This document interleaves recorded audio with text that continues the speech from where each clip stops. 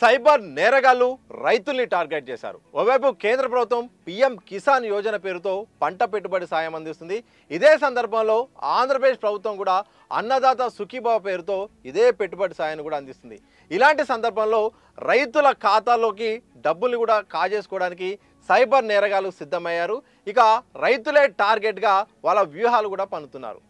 నేరుగా రైతులకు కాల్ చేస్తున్నారు.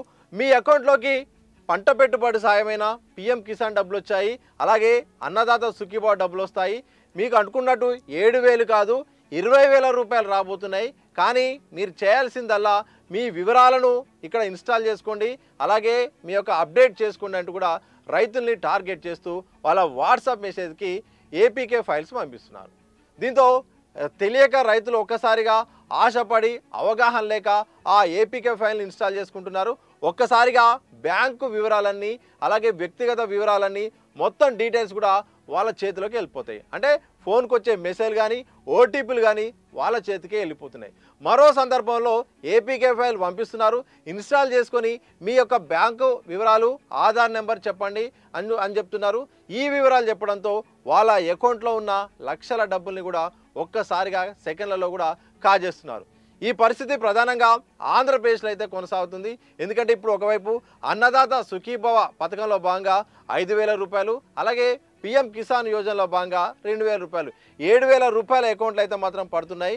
ఇదే సందర్భంలో మొత్తం ఓవరాల్గా ఏడాది మొత్తం కూడా 20,000 సాయాన్ని మేము ఇస్తామంటూ ఇటు ప్రభుత్వం చెప్తుంటే రైతులను మభ్యపెట్టేలాగా సైబర్ నేరగాళ్లు ఇదే అంశాన్ని అనువుగా చేసుకొని మీకు 20,000 ఇస్తుంది ప్రభుత్వం, కానీ మీరు ఒక్కసారి మీ అకౌంట్ అప్డేట్ చేసుకోండి, కేవైసీ చేసుకోండి, మీ ఆధార్ వివరాలు సరిగ్గా లేవు, మీ డీటెయిల్స్ సరిగ్గా లేవు, ఇది ఒక్కటి చేస్తే మాత్రం నేరుగా మీకు డబ్బులు వస్తాయని చెప్పి ఇటు రైతులకు కాల్ చేస్తున్నారు. ఇది తెలియక ఒకసారిగా అది ఇన్స్టాల్ చేసుకోవడంతో మొత్తం కూడా ఆ ఫోన్లో ఉన్న డేటా అంతా వెళ్ళిపోవడంతో కష్టపడి పంట పెట్టుబడి సాయం కోసం ఎదురు చూస్తున్న రైతులకైతే మాత్రం కన్నీళ్లు మిగులుస్తున్నాయి.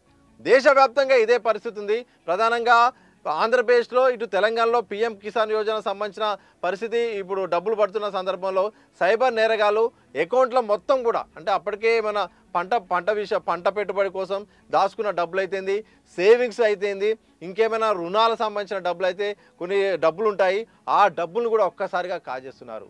అంటే రైతుల అమాయకత్వాన్ని అవగాహన లేని తనాన్ని వీరు సైబర్ నేరగాళ్ళు అయితే మాత్రం దాన్ని అదురుగా చేసుకుని టార్గెట్ చేసి మొత్తం మోసం చేస్తున్నారు. ఇదే సందర్భంలో ప్రభుత్వాలు పదే పదే చెప్తున్నాయి, జాగ్రత్త పడండి, ఆశపడకండి. ప్లేస్టోర్లో మాత్రమే ఇన్స్టాల్ చేసుకోలేదనే యాప్ ఉంటే వాట్సాప్లో కానీ టెలిగ్రామ్లో కానీ వచ్చిన ఏపీకే ఫైల్స్ను ఇన్స్టాల్ చేసుకోకండి. అవి మొత్తం కూడా మీ డీటెయిల్స్ అన్నీ కూడా వెళ్ళిపోతాయి. ఎక్కడ కూడా ప్రభుత్వం మాత్రం చెప్పట్లేదు.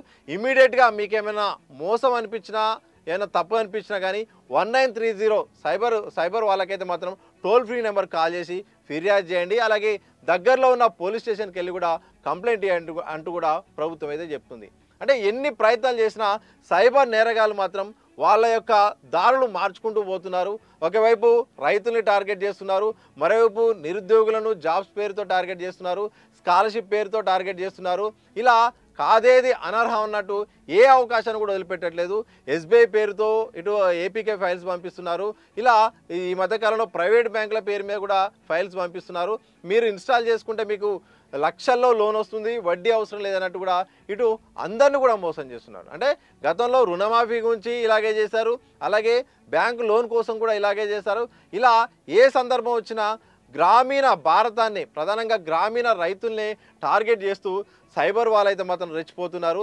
ఇటు అంటే ఆశ పెట్టి ఒక్కసారిగా వాళ్ళ డబ్బులన్నీ కూడా అకౌంట్లో ఉన్న డబ్బులన్నీ కూడా కాజేస్తున్నారు. జాగ్రత్త అంటూ కూడా ఇప్పటికే సైబర్ నిపుణులు అయితే చెప్తున్నారు. ఎట్టి పరిస్థితుల్లో 1930 కాల్ చేసి ఇమీడియట్గా మీకైనా సమస్య వచ్చినా కానీ కంప్లైంట్ ఇవ్వమని చెప్పి వీళ్ళైతే మాత్రం చెప్తున్నారు.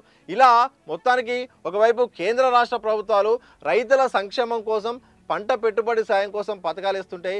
ఇదే సమయం సరైన సమయం అని చూసుకుంటూ సైబర్ సంబంధించిన నేరగాళ్ళు అయితే మాత్రం ఈ యొక్క సందర్భాన్ని ఉపయోగించుకొని డబ్బులు కాజేసే ఒక ప్రయత్నం అయితే చేస్తున్నారు. అందులో భాగంగా ఆశ పెట్టి వాళ్ళ వాట్సాప్ మెసేజ్లు పంపించడం, వాళ్ళకి ఏపీకే ఫైల్ పంపించడం, లేకపోతే ఫోన్ చేసి మీకు ఒక ఓటీపీ వస్తుంది, ఈ ఓటీపీ చెప్పండి, మీ అకౌంట్లోకి డబ్బులు వస్తాయి, మీ అకౌంట్లో టెక్నికల్ కారణాల వల్ల ఇంకా డబ్బులు రావట్లేవంటూ వివిధ రకాల మాటలు, మాయ మాటలు, అబద్ధాలు చెప్తున్నారు. ఎంత మాయ మాటలు అంటే మాత్రం అసలు మేము ప్రభుత్వ ఆఫీస్ నుండి కాల్ చేస్తున్నాము, సచివాలయం నుండి కాల్ చేస్తున్నాము, ఎంఆర్ఓ ఆఫీసు వ్యవసాయ శాఖ నుండి కాల్ చేస్తున్నాము అంటూ ఒక ప్రభుత్వ అధికారి ఎలా మాట్లాడతారో అలా మాట్లాడి ఇలాంటి అనుమానం రాకుండా వాళ్ళ వివరాలు తెలుసుకుని ఇలా మొత్తానికైతే మాత్రం మోసం చేసే ప్రయత్నం చేస్తున్నారు. తస్మాత్ జాగ్రత్త, రైతులు చాలా అలర్ట్గా ఉండాలి, లేకపోతే మాత్రం వీళ్ళ అదుపు చేయడం కష్టం. ఎట్టి పరిస్థితులను మోసగాళ్ళకైతే మాత్రం తాళం చెవి ఇవ్వద్దని మాత్రం ఇటు ప్రభుత్వం అయితేంది, అలాగే సైబర్ నిపుణులు కూడా వ్యక్తం చేస్తున్నారు. ఇది మొత్తంగా రైతులనే టార్గెట్ చేస్తూ పంట పెట్టుబడి సాయం ఒకవైపు వస్తుంటే ఇదే సమయంలో అదును చూసుకొని అయితే మాత్రం సైబర్ నేరగాళ్ళు అయితే మాత్రం తమ పంజా విప్పుతున్నారు. జాగ్రత్త పడండి అని కూడా ఇప్పటికే అందరూ కూడా చెప్తున్నారు. మరి మీరేమనుకుంటున్నారు? సైబర్ నేరాల విషయంలో ఎలాంటి మార్పులు చేర్పులు రావాల్సిన అవసరం ఉంది? అలాగే రైతులే టార్గెట్గా ఇలా మెసేజ్లు అలాగే ఏపీకే ఫైల్స్ పంపించడం పట్ల మీ యొక్క ఒపీనియన్ ఏంటో కామెంట్ చేయండి.